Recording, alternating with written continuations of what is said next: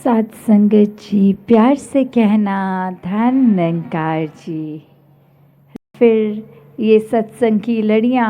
आगे भी शहरों में होनी है आने वाले दिनों में। तो किस प्रकार हर जगह हर संत का यही भाव होता है कि एक सत्संग का मौका जो मिल रहा है वो मौका छोड़ा ना जाए, चाहे वो सुख सुविधा हो ना हो। किसी तरह बस संतों को ये पता चले कि सत्संग है तो भाग भाग के किसी भी माध्यम से पहुंच जाते हैं। तो ये सत्संग में आना संतों के लिए इतना ज़रूरी क्यों है? वो भाव इसलिए कि संगत जब जब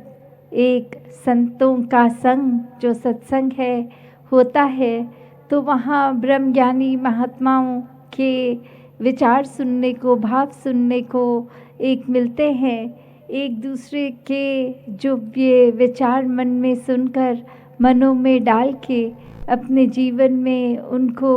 एक प्रयोग करते हुए पल पल जीवन का बहुत ही सुनहरा हो जाता है। किस प्रकार सत्संग से हमें सेवा और सुमिरन की भी प्रेरणा मिलती है कि हम सेवा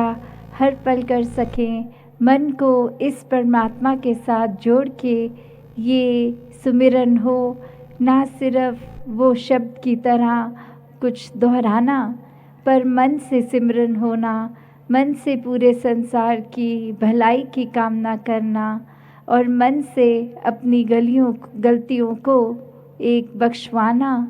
कैसे हर समय भक्त का एक यही रहता है कि कैसे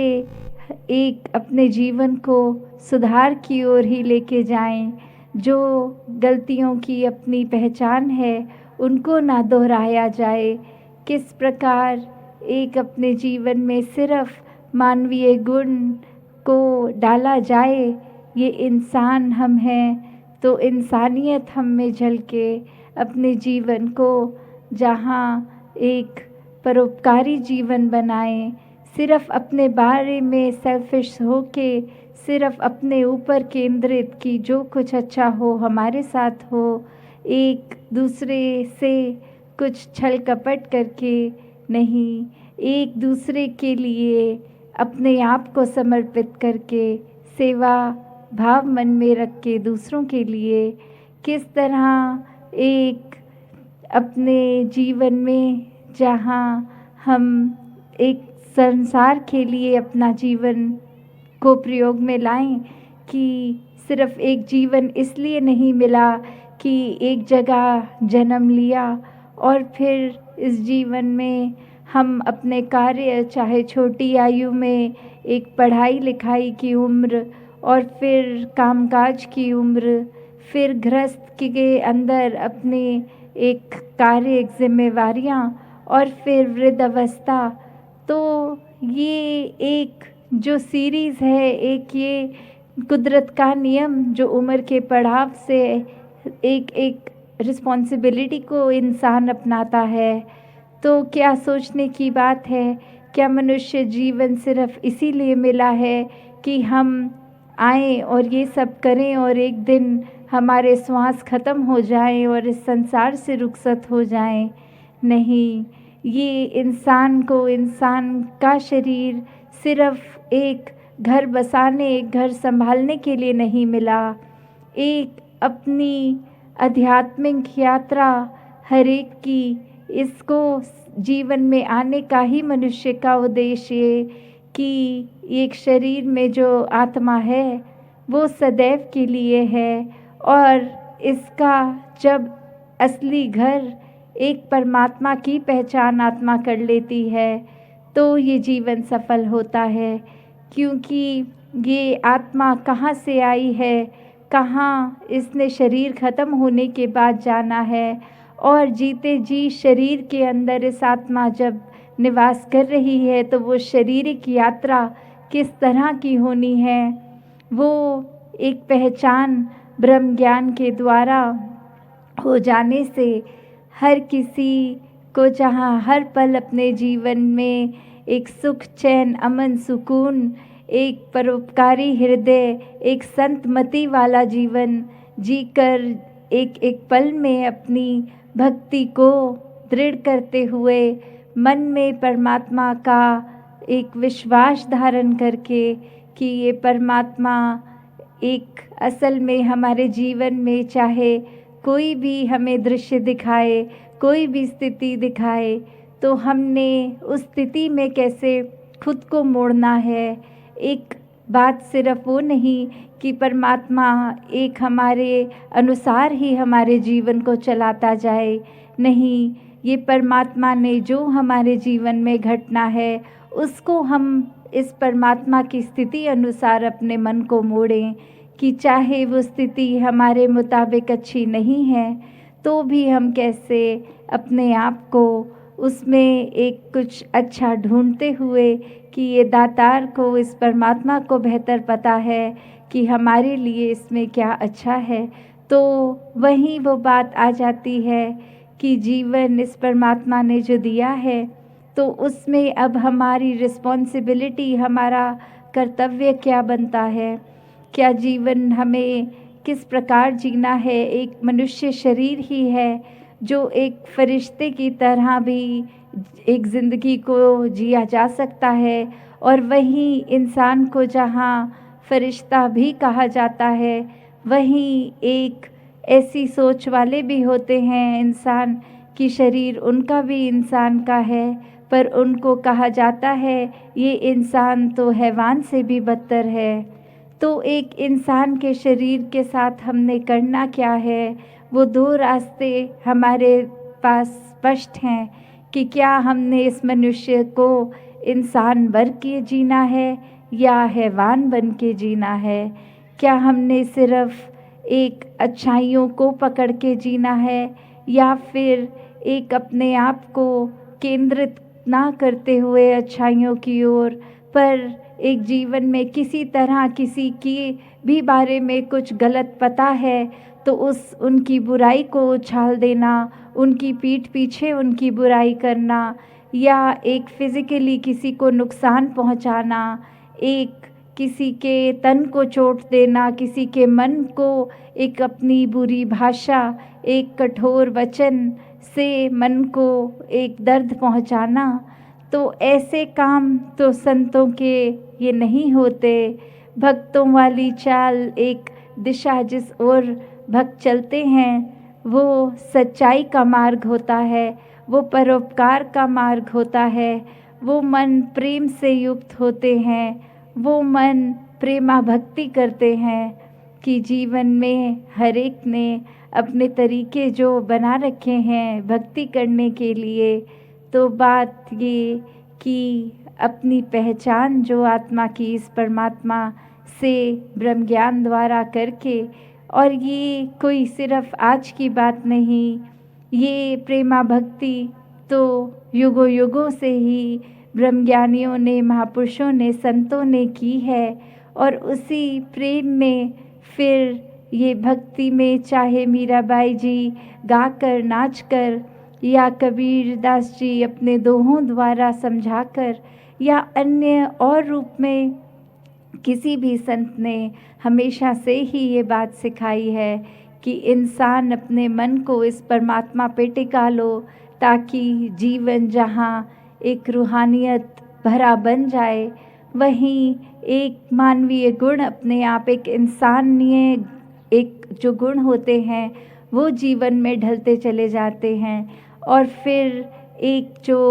परिस्थितियाँ कोई दुख तकलीफ़ देती हैं तो वो चिंता से ऊपर एक इंसान का मन हो जाता है। ये समझ आ जाती है कि कोई भी तकलीफ़ चाहे कितनी भी गहरी हो, उसने कुछ समय ही रहना है, तो हम उस समय के लिए अपना समय सुकून में बिताएं या उस परिस्थिति की चिंता करते हुए, तो जो अंत में होना है वो तो इस परमात्मा के द्वारा, जो भी इस परमात्मा ने करना है वही होना है। तो फिर ये चिंता करके समय बिताने से अच्छा इस परमात्मा की भक्ति में रंगे हुए ही वो समय को निकाल दिया जाए। और साथ ही भक्ति में ये भी हर एक संत ने सिखाया कि अपने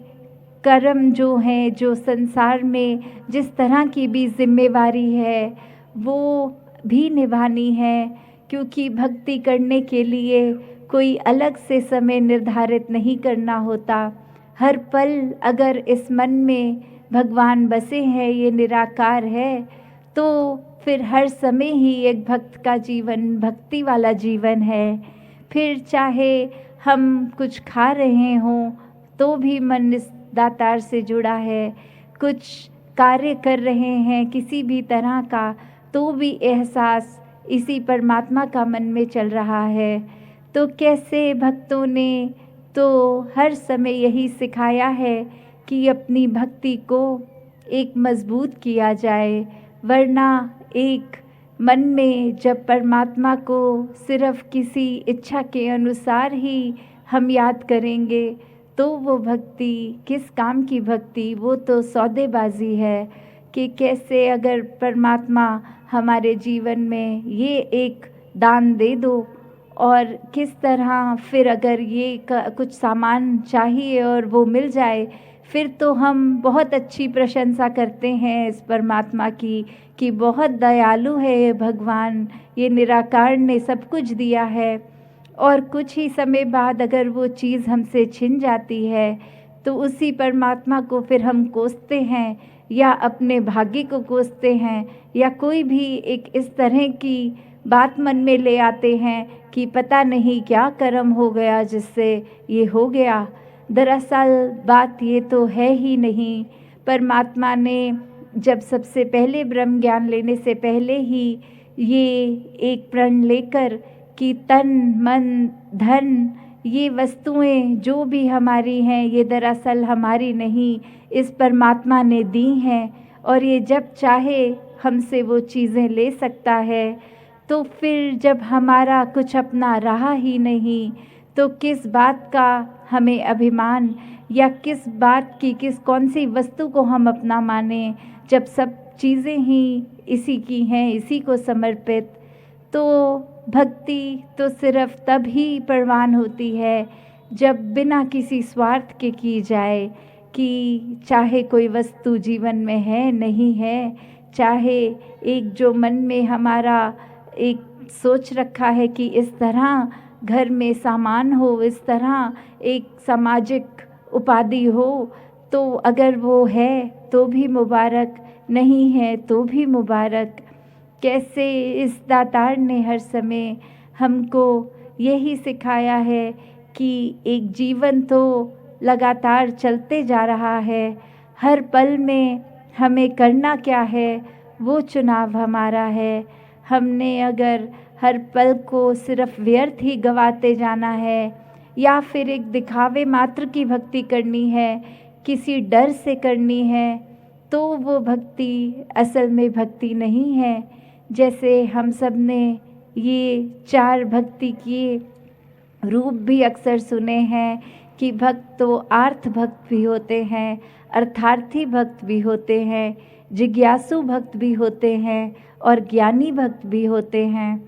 तो कैसे जो पहली श्रेणी आर्थ भक्त की कि किस तरह सिर्फ और सिर्फ परमात्मा को इसलिए याद किया जाए कि परमात्मा का भय बना है कि हमारे को कोई पीड़ा ना हो, हमें कुछ जो हमारा उस तरह से सुख चल रहे हैं वो सुख ना ख़त्म हो जाएं, कोई शारीरिक कोई चीज़ हमसे ना छिन जाए, तो उस डर में भक्ति है, उस भक्ति में मन समर्पित नहीं है प्रभु के लिए। तो ये आर्त भक्त की भी अवस्था, ये डरावा मात्र, ये भक्ति का रूप एक जो है, ये इससे हमें आगे और बढ़ना है। हमें भक्ति को अर्थार्थी रूप में भी नहीं करना कि बस ये धन दौलत माया अक्सर और भी चीज़ें जो हम जीवन में एक मटेरियलिस्टिक पोजेशंस मानते हैं अपनी, कि ये धन दौलत की एक इच्छा, एक अन्य और चीज़ कोई भी जीवन में, उसके लिए भगवान से अपना जुड़ाव लगा लें कि अगर हम ये सब करते रहेंगे तो फिर जीवन में इस तरह की एक चीज़ उपलब्ध हो जाएगी, तो वो भक्ति भी एक पूर्ण भक्ति नहीं है, उसमें भी मन समर्पित नहीं है। फिर श्रेणी जो एक जिज्ञासु भक्त की आती है कि कैसे ये मन में जिज्ञासा है कि ये डर दुख तकलीफ़, ये सामान, ये धन दौलत, ये तो जब तक शरीर है तब तक ही है, तो इससे जुड़कर हमने क्या दातार से, इस परमात्मा से, इस भगवान से मांगना है। हमें इससे एक मन से जानना है, इसका एक और डीपर लेवल पे जाना है और गहराई में जाना है कि शरीर की यात्रा ख़त्म होने के बाद भी इस आत्मा का क्या, ये आत्मा का जन्म कहाँ से, मरण कहाँ से। तो वही जिज्ञासु भक्त की एक अवस्था की एक जिज्ञासा है, एक वो प्यास है कि हमें एक जानकारी लेनी है, ये दातार का कौन है जो हमें एक संसार में लाकर हमारा पालनहारा बन रहा है, और ये मृत्यु होने पर भी कौन है जिसके साथ ही इस जीवन में चलते जाना है। तो एक बात वही आती है कि ये अवस्था जिज्ञासु की वो हर एक की जहाँ जब पहुँचती है, जब किसी उदाहरण पे हमें जब पानी की प्यास ही ना हो और पानी मिल जाए, तो फिर शरीर को वो आवश्यकता भी नहीं लगती, ना मन में वो शुक्राना भाव आता है। पर जब वाकई ही प्यास लगी हो तो चाहे एक घूंट भी पानी मिलता है तो कितना शुक्राना मन से निकलता है। तो बात वही कि जब इस परमात्मा को ढूंढने पर ये जिज्ञासु अवस्था से ऊपर फिर ये ज्ञानी भक्त की अवस्था कि अब जिज्ञासा भी आ गई, और अब जब इस सच्चाई का पता चल गया कि ये परमात्मा क्या है, ये परमात्मा के एक हर ग्रंथ में देख लें परिभाषा, तो हमेशा के लिए रहने वाली सच्चाई क्यों कहा गया है। ये कभी बढ़ती घटती कटती जलती एक उस तरह के जो भी हम गुण पढ़ते हैं परमात्मा के, ये एक सच्चाई ही है जो वाकई ही सदैव की सच्चाई है, जो समय के साथ नहीं बदलती, परिस्थिति के साथ नहीं बदलती। तो इस तरह जब एक ज्ञानी भक्त की अवस्था जीवन में आ जाती है तो वो ही दरअसल प्रेमा भक्ति की भी शुरुआत होती है कि अब जब इस परमात्मा को जान लिया है, अब इस परमात्मा से प्यार हुआ है और अब हर पल इसी के प्यार में रहना है। और जब एक दिल प्यार में होता है वो फिर किसी दूसरे दिल को भी चोट नहीं पहुंचाता, दुख दर्द तकलीफ़ नहीं देता, फिर वो अपनी भक्ति में ही मगन होकर अपने जीवन को बिताता चला जाता है। हर दिन उसी प्यार के अंदर यही सोच रहती है कि और किस प्रकार से इस सेवा सिमरन के द्वारा अपनी भक्ति को मजबूत किया जाए, मन में इस परमात्मा के लिए विश्वास को और मजबूत किया जाए। तो जो जिज्ञासु भक्त की श्रेणी है वो ही सबसे ज़्यादा मुबारक पात्र श्रेणी है। और हर एक इंसान में एक जो बात है कि हर कोई उस अवस्था को पहुंच सकता है, कोई उसके लिए कुछ कठिन भी वो बात नहीं, सिर्फ बात ये कि अपने मन को जब एक समर्पित कर दिया जाए कि एक अपनी बुद्धि को इतना चतुर हर कोई मानता है, पर बात वही जहाँ अभिमान है वहाँ परमात्मा नहीं टिक सकता।